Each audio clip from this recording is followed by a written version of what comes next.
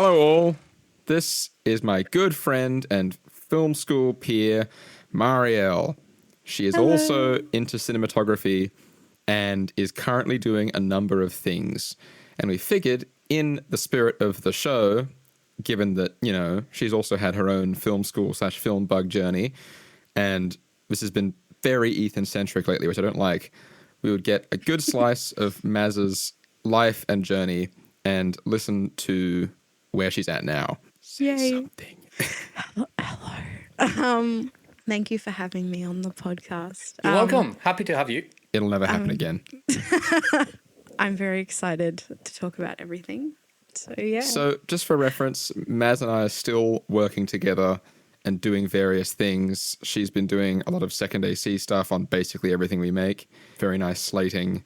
Maz is shooting me this week, as it happens. I'm very because excited. I didn't tell you about this, Kim. I'm sorry. I keep missing things to tell No, you. it just sounded so violent. Maz is killing me this week. Maz, what are we doing this week? We're doing a plot announcement Announcement. a little project that we're working on, and I'm DOPing it. I'm going to shoot Ethan, and then I'm going to record him on the floor. No. No, it's going to be good. Very fake company, corporation, capitalism, no ethical consumption under capitalism that was said by Ethan Steele circa 2022. We don't need to blacklist me on the on the you didn't know podcast. It's one of the sketches, Kim, and Maz is shooting it, and it's one where I'm a spokesperson for a social media company. And I wrote it, and I was like, who should be in this? Me. You, Glabo. Glabo. Oh, there's a fly in my room. Okay. Oh, Let's get down to the meat and potatoes, Maz. Where did your filmmaking bugs start? right. Okay. So it starts a very long time ago in a time of old. No.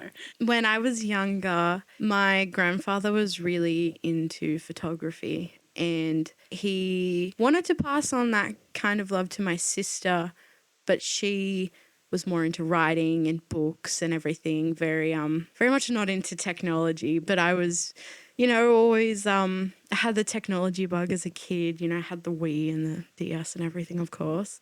And then he bought me my first digital camera, which I still have. Whoa. It is really old. It doesn't What is even it? take. I think it's a Samsung digital camera. It doesn't even take any memory card more than 2 gigabytes, because that was pretty big back in the day. So I had one of those, and he would just say, just take photos of pretty much anything that sparks your interest. And I did, I would, take those classic, like when kids have access to cameras, they take photos of like leaves or the floor. Or, like very trivial things, I guess. But I would take pretty detailed photos, and even as a kid, I kind of understood the rule of thirds. And he realized that there was something there.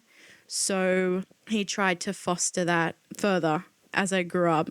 And he gave me my first like DSLR camera when I was like 14 or something, like close to that age. And he said, take photos of anything. He kind of really fostered that dream for me. He nurtured it. And as I grew older and I went into high school, and they told us about in art, it doesn't have to be a painting. I kind of took advantage of that, because I started to see the world as I got older in a more of a cinematic way. I don't know. I don't want to sound like, I'm the main character, but I just saw everything. I was about to say, Kim and I have just been talking about this because we've been trying to reframe the way that I see the world in terms of like color and dynamic range, and also like palette. Things like Palette. palette. Yeah, palette. What is it? What's that word you just used, Kim? Again, the rule of thumb brain. What's the word you're using for it? Heuristic. Heuristic. Yeah. And like the idea that, let's say I close my eyes and I picture a rainy summer day, and for some reason my brain thinks pink is in that image, the color pink. And then that could be really, really helpful, but then my heuristic brain might be like, pink doesn't belong in a rainy summer day. It's yellow and blue. And then suddenly I'm not seeing it as authentically, you know? Yeah. So Yeah, I get you've what kind you of been seeing the world in terms of... Yeah, that saying that they used once in How I Met Your Mother, a bit of a niche reference, but like Never heard of it. the rose-colored graduation goggles, kind of you see everything in that sentimental kind of way. You know, I can be walking down the road and I'll see like a really nice orange maple tree and I'll be like, oh, wow, that's just such a movie. I have to take a photo. It's just beautiful kind of thing. Yeah, I became that way as I got older. But I was dealing with kind of sensory issues as well. So when it came like time in art to do a major, I made like a bit of a short film-ish kind of thing, which kind of really sparked everything because I was always a drama kid before. I did drama for like 10 years and I wanted to do drama in year 11 and 12, but they didn't run it, so I did art. And then that was what made me think maybe I should do film because I really, really enjoy doing it. You know, everyone was saying, you know, everyone would complain about their major. They'd say, you know, like, oh, this is taking so long. Like, I just want it to be over with.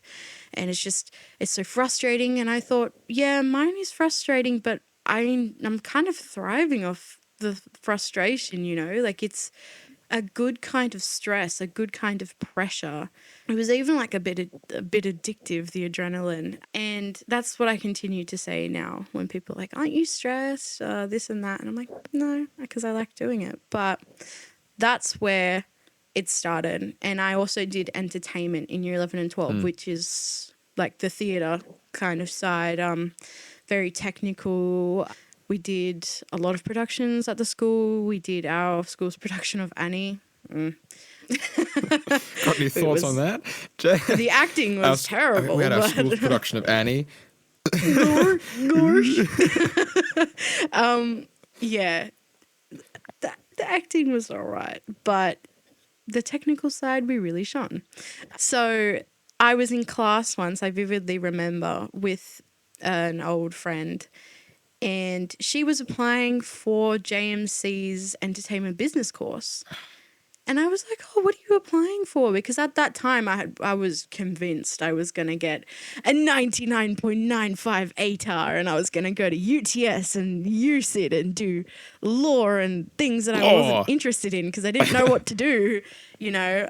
Yeah, I very much thought, oh, I'm going to have to follow in the footsteps of my sister, even though I'm absolutely not into maths or English or anything like that. I'm artsy, but I didn't know how to express it at the time until this day. And I went onto JMC's website and I saw film and television, and I don't know what got me into applying, but I just thought, you know, I'll just apply for the hell of it. You know, they might get back to me, they might not. And then they did, and I went to the early entry meeting, and I thought, I don't know why didn't think of this sooner. This is, you know, what I want to do. And I actually originally went into studying with the mindset that I thought about directing, but when I tried it, Who didn't? Not for me. But I remember, I actually vividly remember, Kim, the first camera and lighting lesson we had for Cam and Lighting 1, you asked everyone what they wanted to do. Mm-hmm. And I remember I was sitting next to Natalia, Ethan, and she was like, oh, I want to do directing and writing. And everyone was very much like that. Or I want to be a producer, or I want to work in post. That was you. And I said, I kind of want to work in cinematography, you know, or post-production, because at the time I was really into editing. You were like straight up one of the only people who said that. Yeah. Everyone just wanted to be a director and a writer. Mm-hmm. Every single person. I just didn't really have a desire to write because it's not like I'm terrible at creative writing, because if I set myself enough time and I plan out a thought, I can write. But I just remembered my childhood working with cameras and even with my major, because there was a lot of photography behind it too. It was kind of like multimedia. So there was the film, but also I had to use Photoshop to edit like photos. And yeah, there was a lot of working with the camera essentially. And I thought I'd love to do that on a larger scale. I'd love to look at, watch a short film or a feature and be completely satisfied and say, hey, we made that. This is kind of, my thoughts coming alive on the screen. Yeah. And I thought that in a very different way to when people say, like those words are mine, or like those directions, the actors are being acting that way because of me, it's edited like that because of me. Yeah. So that's kind of where, like, how it happened, I guess. Yeah, so those were kind of my origins in like a brief sense, because I could probably my origin story, because I could talk for ages and waffle if no one stops me. I think it was. I'm going to stop you. Oh. Unless you have more to say. No. You go. Very intrigued by the camera stuff, because I never took photos when I was I've always been writing. I think that was my version of your whole. You've always been taking photos and always been seeing things. I've always been writing, and the camera's always been a means to an end. Like I bought a camera because I want to put something to the screen. I think I only realized I wanted to do cinematography when I realized how much of a control freak I was. And Yeah. there's just like, when did you decide you didn't want to direct? Because it happens very quickly sometimes. Like, it's very quick and violent. The like, oh, I don't want to do this. Kind of, I didn't let that thought stand in the way of me finishing, but Rhythmic Carnage, Fair enough. it's not that it wasn't bad, and it's not that no one was doing that. It was heaps of fun. I very much, I wanted to keep. That's for the wider audience. Can we have a little context? That's Maz's So Rhythmic Carnage, I wrote and directed it for grad film. And Ethan's in it. He's the main character. He's the bad guy. I'm the primary antagonist. It's hilarious. I just have like heaps of photos of Ethan in suspenders with blood on his. I had a little pipe and everything. I forgot about the pipe. But if anyone can take away anything from it who was on the set or even in the cast, it was definitely a learning experience. I very much kind of preached to everyone around us that were nervous that, it's not going to be 100% perfect. It's, so don't go into it thinking, if one thing messes up, it's the end of the world. And that definitely applied to my set. And applied to all of them. Applied to all of them, but Rhythmic Carnage was pretty, it was carnage. Wordplay. Nice. But was it rhythmic? Was it rhythmic? No. Yeah. Well, 50% hit rate, that's pretty good. That's all right. Yeah. It was a bit of a challenging experience, but the whole time I kind of was thinking, I really want to be behind the camera right now. I wanted to have, at least one experience of directing and writing my own, just, so I know that I can do it and I don't let the overthinking voices win. Yeah.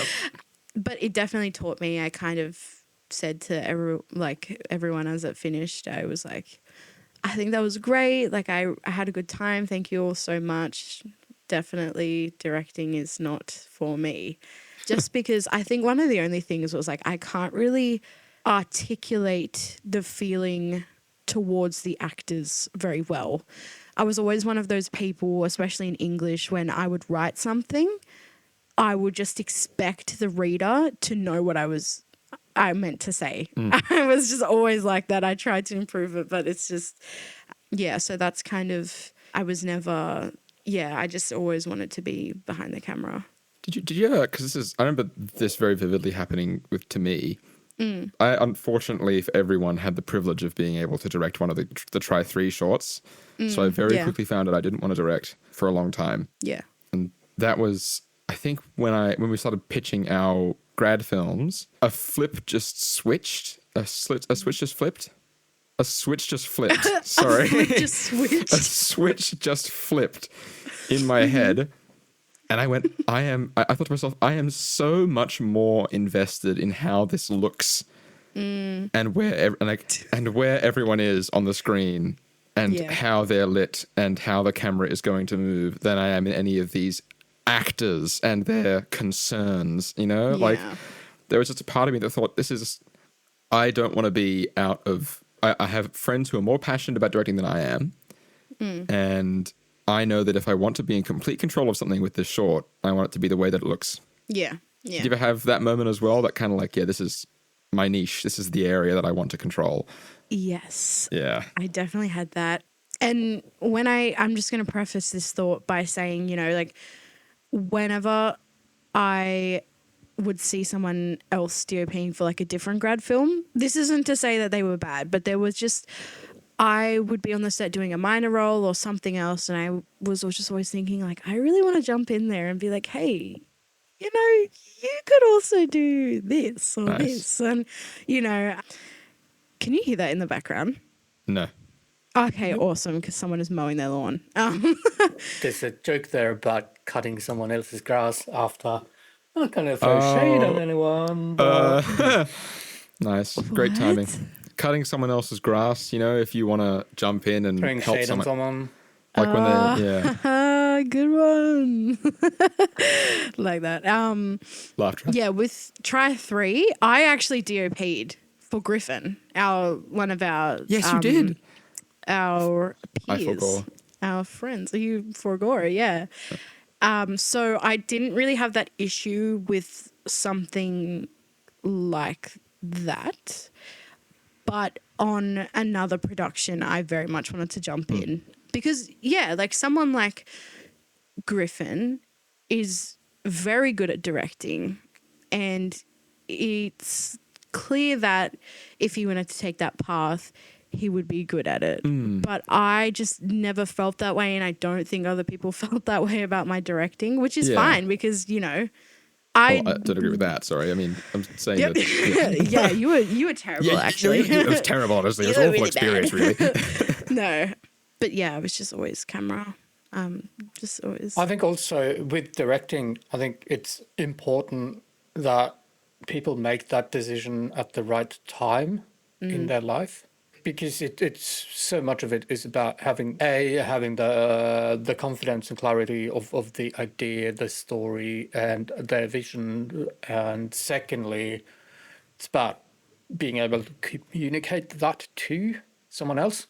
I certainly found that teaching is an excellent training ground for directing, because if you kind of flip it a little bit and think of like, rather than directing someone, think of it as teach them what this story is, teach them what this world is. Wow. That's very. That is Yeah, very clever. that is. That's a great thought. Yeah, it's like literally like my teaching experience has been a lot of that, like things that because of 15, 20 years of experience doing it, it's like, well, this obviously makes sense if I just say it in one sentence and just get that. Okay, so hang on, I need to find a different way because that didn't sink in. Yeah. And then that didn't sink in. Try something different again and go, oh, now I'm getting something. I'm starting to get a little bit of, they're starting to connect those dots. So if I explain with those analogies, and I think a lot of that is the good directors that I've worked with have that ability to switch mental gears in terms of how to communicate the idea. Yeah. And I think that comes with being in a place in your life's development where you're ready to kind of acknowledge that maybe what I say isn't what someone else hears. Yeah. I think also there was a lot of, when we reached, and I realize this is not nearly close to the breadth of an entire life experience, but on like the smaller scale of it, just a 2-year degree, the grad films, like for example with Griff had 2 years of. He's one of the only people. FYI, people. Griff is one of our other collaborators. You'll probably hear his mellifluous Aussie tones on the show at some point. And he's been into directing from day one, and he's only been into directing. He's like one of the only people who like started off saying I want to direct, and then has stayed directing and still is directing with all of us. And because of that confidence and that, like when I'm sure that when you and I made our shorts when we were directing, there was a part of us that was going like, I don't want to think about the actors. I want to think about what's in front of the camera right now. I don't care. And like, Griff doesn't have that. He only wants to direct, and he's kind of willing to look at what you've done and be like, that's good, wonderful, excellent. I'm going to go back to this thing that I'm doing over here. There was a lot more focus, and if, say, you or I had been directing something, there's a very good chance that you and I wouldn't have had that clarity, because our brain would have been, I don't want to speak for you, but our brains would have been full of other information that we want to be dealing with but kind of can't. Yeah, definitely. I think, I think also I think with that, with grad films in particular, and just like working on other projects, having a crew that you trust, and even just switching it up, you know, in terms of roles. When you've worked with them before, there isn't that added stress of, oh my God, I kind of have to micromanage them because I don't know what they're going to do, you know, like I don't know their style. You will know their style when you work with them for a long time. And I think that like it is easier to DOP or to direct when you fully trust that person. So I think that's why someone like Griffin has that much focus in directing, or like we would have a lot of focus. Do you know what I'm trying to say? Like Yes, when, no, I know what you mean. yeah, when you're completely into something, it really helps when you have those other HODs that, you know. We all Yes. know what the other people, like, because we've had time to make things together and still are, we all know exactly what to expect from one another. Not only from like style, but also just like output. Like, you know, someone shoots something with me, Griff or Jackson, they know that they're going to get this disgusting shot list that is the entire thing condensed into one big document. And like, I know that if I shoot with Jackson, for example, I'll get some lovely mood boards and like basically this like constant stream of consciousness of new ideas whenever he can. And then if you know that if you work with Griff, he hates cameras, so he's just gonna leave you to it. You know, it's quite nice that we all know each other, even though we're not professionals. We're still beginners by a lot of like by all means. We shouldn't be confident when we work, but I think because we all know each other, we are, even though we are beginners. Which I think in turn really helps confidence on set, because I know. Well, my first point was going to be, now I know why big directors, like, don't hate me for using him as an example, but Baz Luhrmann will always keep the same crew, because he knows how they work and they work well together, kind of thing.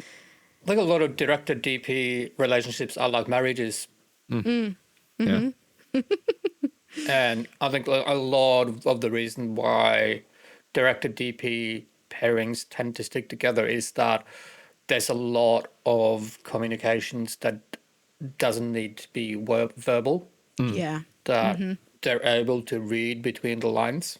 Yeah. Like it's been a partnership for so long and you've worked together so much that you kind of just understand you're on the same wavelength. It's like but I think also that's where those relationships start, is that you don't have to explain as much to this particular person as you would someone else. It's a very good pairing. And you don't have I think for directors, that's a really, really essential commodity to offload some of that conscious attention to detail. Yeah. Now, do you mind if we move on? I can't believe you didn't even is that ask me okay? that. No. Yes, of course. Now, Maz, Yes, let's get to brass tacks. You're wearing your Greta Gerwig shirt, I am. and Yes. you are a woman. Yeah. Now, the film industry and even film schools these days don't have a wonderful ratio there. No. Neither does the camera department. The ratio is No. even worse somehow. Yeah. Would you Yeah. like to dispense your thoughts? I would like to dispense my thoughts. Thank you. Excellent.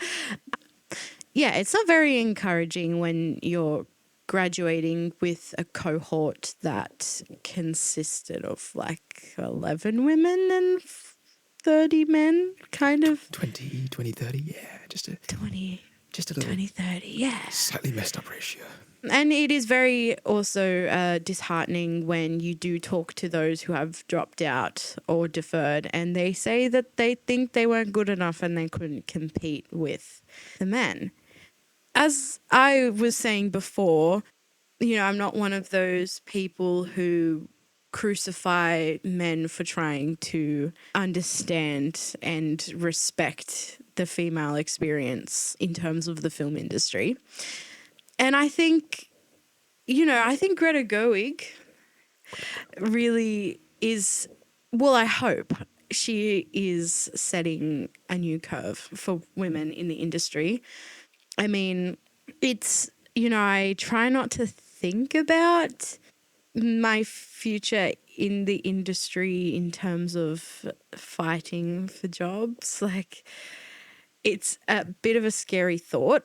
Yeah, because going into the industry as a woman is scary alone, but then going into the camera department it's really scary. I don't want to. Is it okay if I chime in quickly? Of course. I have noticed. I don't want to be like toxic positive about this because it's not my experience, but Yeah. I've noticed a lot, especially given that you and I, our experience to the outside film industry is Australia I Need Crew on Facebook, and like the Afters Notice board and stuff. Yep. And it's normally other students and other beginners and other indie filmmakers making call outs for, listen guys, we're going to give you pizza, get in our film. Yeah. I am noticing an incredible, well, it might not be incredible, it might just be equal or even just barely equal. There are so many female DPs now showing up on those notice boards. And again, this could just be an illusion. It could be like still 3 out of 10 or like instead of 0 out of 10. But for example, like a lot of the cinematographers at Afters are apparently women, which is just like excellent. It's very nice to hear. I did hear though from someone who does go to Afters that even though, they are accepting a lot more women than they did before, it's still not as good as it should be in terms of acceptance. And that goes with the other courses as well. And it is a bit, it's a bit upsetting to see, but hopefully this whole Barbenheimer, if you will, Barbie kind of discourse has really, made people question the role of women in cinema and should they be doing more? Because, she has been so successful with this film that people are starting to finally ask, oh, should we like wittily give women a chance? With their fedoras, they're saying that. As far as I'm concerned, like we're really, really stupid about it. We're ignoring 50% of the talent pool. Well, I see. My thing is there's a different. Everyone will look at a story a different way. So I don't know. I don't know how to articulate what I want to say, but I would probably read a script and have a certain vision from a different point of view to like Ethan or Kim, how you would read a script and DOP it kind of thing. A good example is I was watching a movie called An Education, starring Carrie Mulligan and one of the Skarsgård brothers. I think it's like Alexander Skarsgård. I'm gonna have a little look on the letterboxd.com. Oh, it was very good because I actually wrote an essay about it in year 11.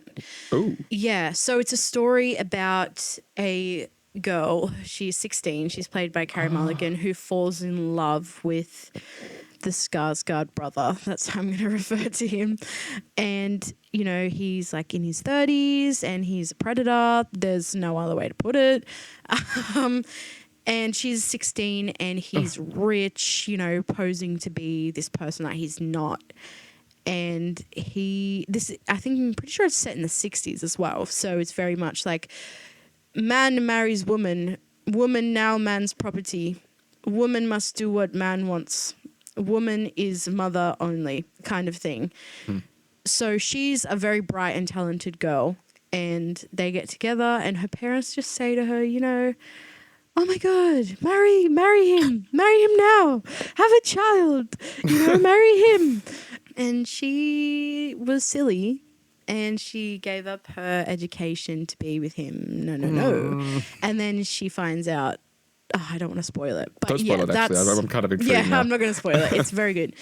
And it's like all male crew. So it's it's just incredibly creepy. And I'm not saying that men wouldn't understand that. It's just I feel like a woman understanding her perspective and the way that some women can be manipulated in that way and not even notice would portray it in a different way. It could be more soft, you know, not as there's a movie that came out recently. Creepy, because he's like really, really creepy. His character, I was even thinking about it this morning. He calls her Minnie. Oh, and it's a gross example, but you could liken that to, you know, Stanley Kubrick and whoever that other guy was and how they interpreted Lolita. Oh, yes. Yes. Like, yes. who was the guy who said it was a twisted love story? Who said that? Oh my God. I don't know who said that. One of the people who made one of the Lolita adaptations, one of the men, one of the directors, called it a twisted love story. Was it the 90s version? It might have been the 90s, yes. Oh, God. Yeah.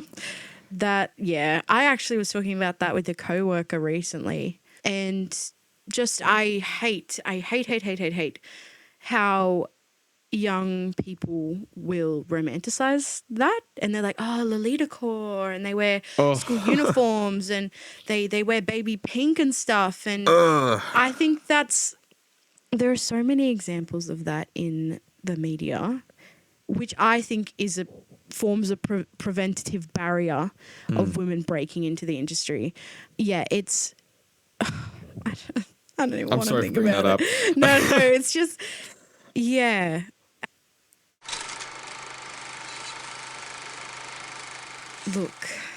Look.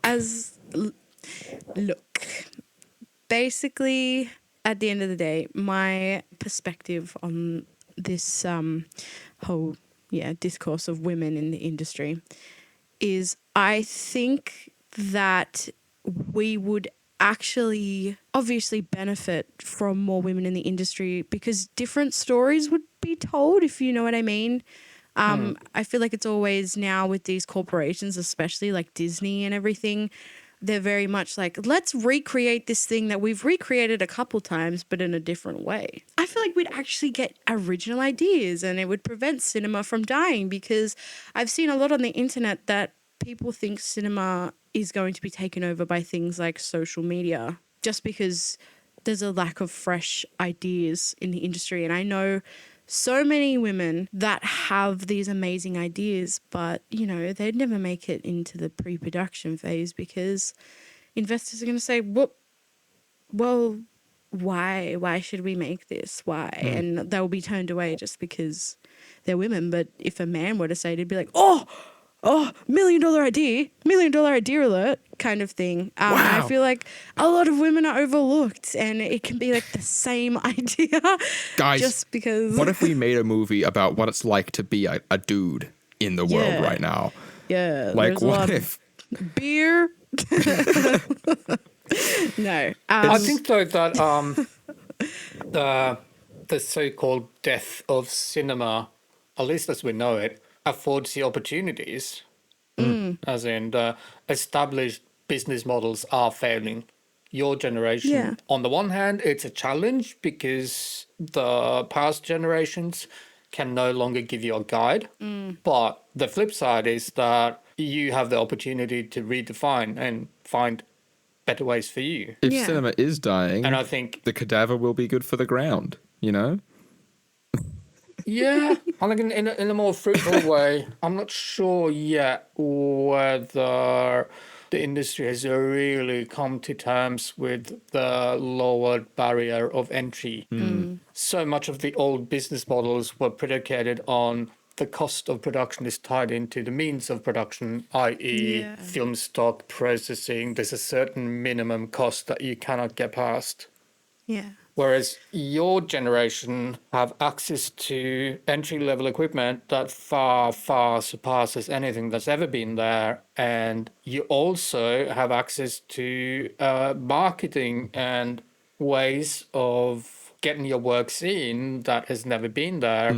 It doesn't have to be the legit cinema. And I think we are starting to see that, like people are starting to build that following, building a connection with their audience in non-traditional media, i.e. social media, like be that YouTube, Twitch streaming, whatever, and being able to leverage that. So I guess for me, it's kind of, I want to put that challenge out there. Like your example,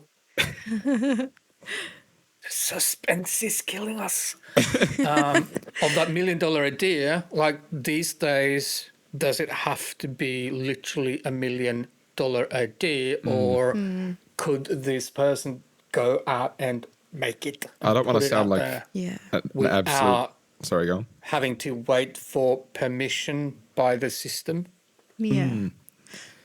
Some of the most striking and profound, some of the most striking and profound works of art I've ever watched, like in my life, are available exclusively on YouTube and were made for no money in people's spare time. And it's just insane how all of it is in front of us now, and we can just do stuff with it, provided we have like minimal skill. You know, Yeah. it's wild.